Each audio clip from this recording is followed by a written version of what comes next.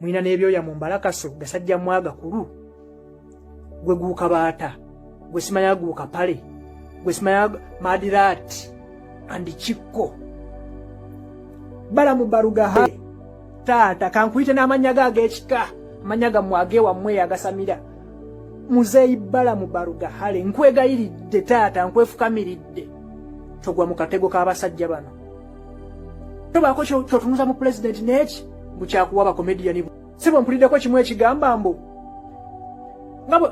nga bwe wayambye abantu n'obawa ku buwunga bulijjo wano oyamba n'abayimbi naffe bakomediyani bo tutunulemu mwe temuli bantu temuli entitled kwobwo buwunga bwe bawadde abantu bwe mba temunnafuna mubeere bakakkamu basi kyo mugende mukebere wa chairman wammwe obuwunga bugenda batuukako ssaawa yonna kye tulyako kye mulina okulyako temutusiruwalirako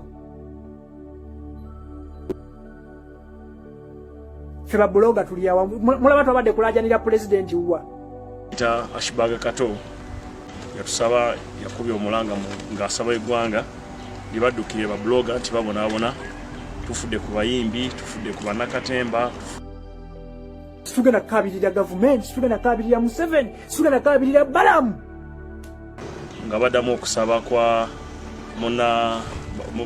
muganda waffe bloga gwe bayita Ashibaga Kato yatusaba yakubye omulanga ng'asaba eggwanga libaddukire babuloga nti babonaabona tufudde ku bayimbi tufudde ku bannakatemba tufudde Munga bwe wawadde abantu obuwunga bulijjo oyambako naye ku bayimbi naffe bakomediyani bo tutunulemu mwe temuli bantu. Are you not entitled on that portion? Are you not entitled on that relief? Are you not entitled on those beans? Go put your LC1 chairmen on account. Put them on account.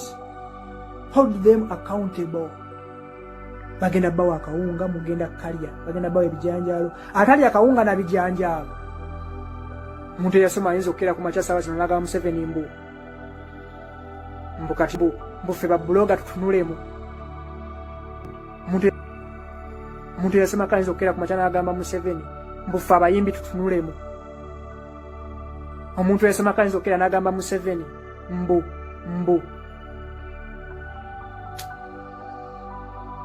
tetunako tugenda kuttira ku liiso ng'olwokubanga gw'oli gundi tukuyise mu mpisa endala.